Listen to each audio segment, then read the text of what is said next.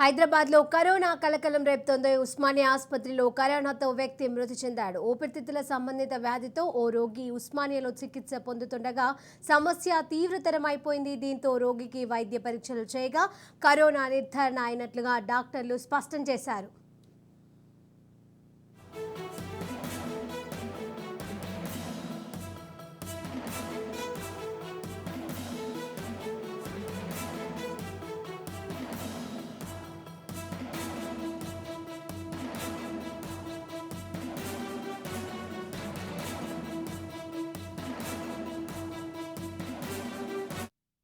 హైదరాబాద్ లో కరోనా కలకలం రేపుతోంది. ఉస్మానియా ఆసుపత్రిలో కరోనాతో వ్యక్తి మృతి చెందాడు. ఊపిరితిత్తుల సంబంధిత వ్యాధితో ఓ రోగి ఉస్మానియాలో చికిత్స పొందుతుండగా సమస్య తీవ్రతరమైపోయింది.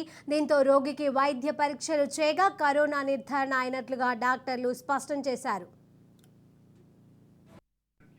హైదరాబాద్ లో కరోనా కలకలం రేపుతోంది. ఉస్మానియా ఆసుపత్రిలో కరోనాతో వ్యక్తి మృతి చెందాడు. ఇక ఇదే అంశానికి సంబంధించిన మరిన్ని అప్డేట్స్ మా ప్రతినిధి ఇన్నారెడ్డి అందజేస్తారు. ఇన్నారెడ్డి, శిరీష, ఇప్పటికే కరోనా విషయం మీద కేంద్ర రాష్ట్ర ప్రభుత్వం అలర్ట్ చేయడం జరుగుతా ఉంది. అయితే ఈ రోజు ఉస్మాన్ ఆసుపత్రిలో తెలంగాణలో మొట్టమొదటి కరోనా మృతి చోటు చేసుకుంది. దీనికి సంబంధించి డాక్టర్ నాగేంద్ర మాట్లాడుతూ ఊపిరితిత్తులకు సంబంధించిన వ్యాధితో తీవ్రంగా బాధపడుతూ ఆయన హాస్పిటల్ రావడం జరుగుతా ఉంది.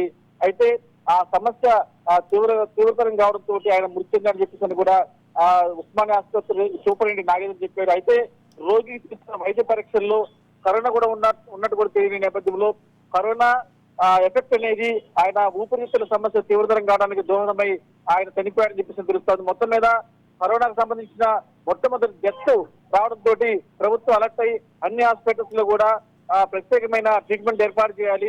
ఎవరైనా సరే ఇలాంటి అనుమానాలు ఉన్న తర్వాత ఊపిరితిత్తులకు సంబంధించిన వ్యాధులుంటే మాత్రం వెంటనే అప్రమత్తంగా ఉండాలని చెప్పేసి కూడా కేంద్ర రాష్ట్ర ఆరోగ్య శాఖ హెచ్చరిస్తా ఉంది. Right, thank you Inna Reddy.